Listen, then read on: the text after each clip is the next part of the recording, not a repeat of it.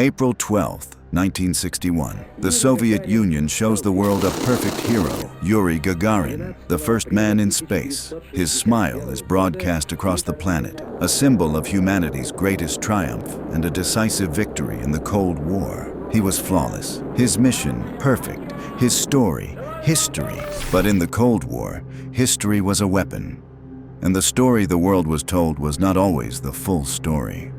Beneath the triumph and the parades, there was a darker narrative, whispered in the corridors of Western intelligence and broadcast through the static of empty space. It's a story of the heroes who came before the hero, the men and women who were strapped into rockets and fired into the void, only to be erased from history when their missions went horribly wrong. This is the chilling conspiracy of the Lost Cosmonauts, and it begins not in a spaceport, but in a bunker in northern Italy.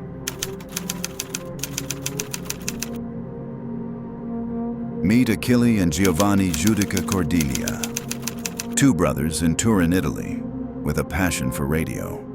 In the late 1950s, they built one of the most sophisticated private listening posts in the world. From a repurposed German bunker they called Torre, Bert, they aimed their antennas at the sky, hunting for signals from the new frontier, space. They were brilliant amateurs who consistently outscooped the professionals. They tracked Sputnik, they captured images from American satellites. But because of their unique location, they could also hear something no one else could: the secret whispers of the Soviet space program. The Soviets broadcasted on public frequencies, confident no one was listening so intently. They were wrong. The brothers began to notice a pattern. Before every official Soviet launch, there seemed to be a series of failures, faint signals that would appear and then vanish. Then, on November 28, 1960, 5 months before Gagarin's flight, they intercepted something truly disturbing. It was a faint signal coming from a moving object in orbit. As they tracked it, they realized the object was moving away from Earth. It was leaving Earth's orbit forever, and the signal it was transmitting was unmistakable. SOS SOSA, repeating cry for help, tapped out in Morse code, fading into the infinite blackness of deep space. The Italian press reported on it, but the world, focused on official news, barely noticed. For the brothers, it was the beginning of a collection of horrors.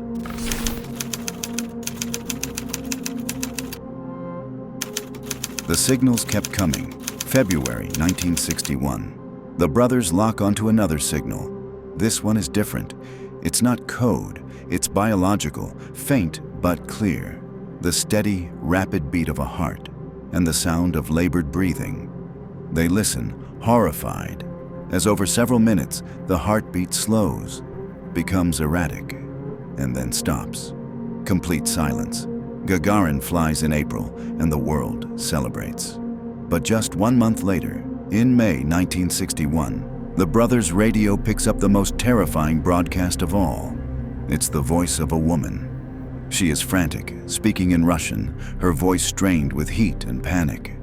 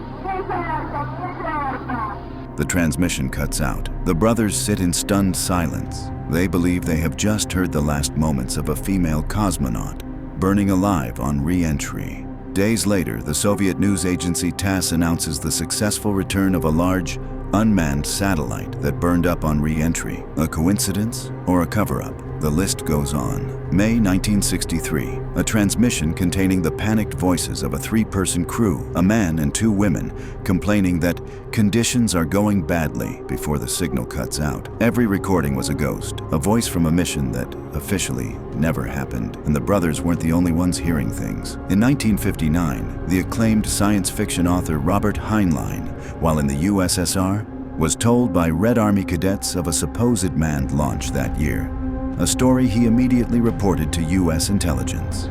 Then there was the story of Vladimir Ilyushin, a celebrated test pilot, who some claimed was the real first man in space. But his landing went wrong. He was badly injured, and the Soviets promoted his backup, Yuri Gagarin, instead.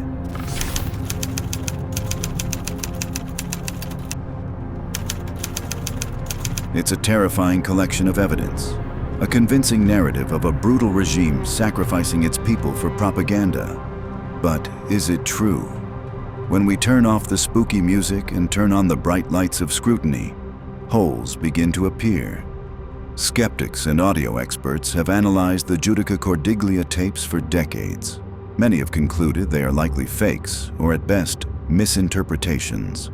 For instance, the grammar used by the female cosmonaut is sometimes described as unnatural for a native Russian speaker in distress. Others suggest the brothers, who were known to be seeking funding, may have dramatized or fabricated the recordings.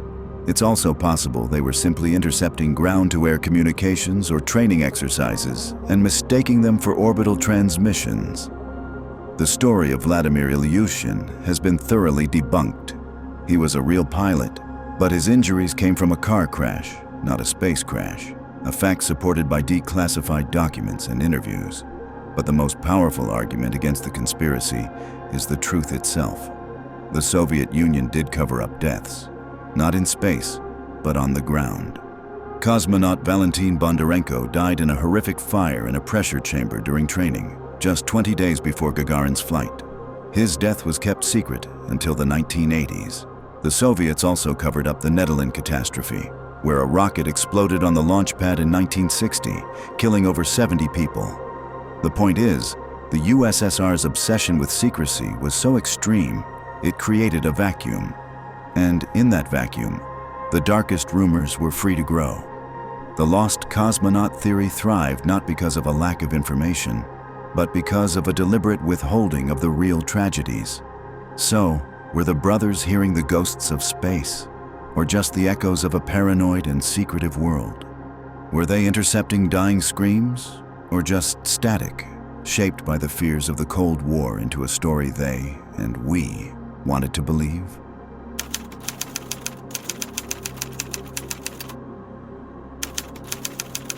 In the end, there is no definitive proof for the lost cosmonauts.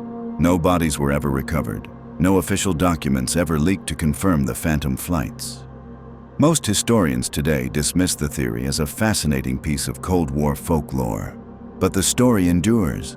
It endures because it speaks to a fundamental truth about the race to the stars. It wasn't clean, it wasn't perfect. It was built on secrets, sacrifice, and an almost insane level of risk. The line between a global hero and a forgotten ghost was terrifyingly thin. The Soviet Union is gone, but the ghosts it created remain.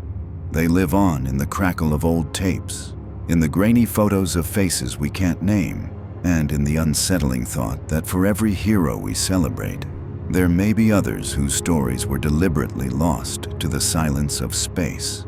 So, what do you believe? Were the Judica-Cordiglia brothers elaborate hoaxers? Or were they accidental witnesses to the secret history of the space race? Let me know your verdict in the comments below. If you want to dive into more mysteries that challenge the official story, make sure you subscribe and hit that bell. In our next video, we investigate the Baltic Sea anomaly, a 70-meter wide object on the ocean floor that looks eerily like a crashed UFO. You won't want to miss it. Thank you for watching, and keep questioning.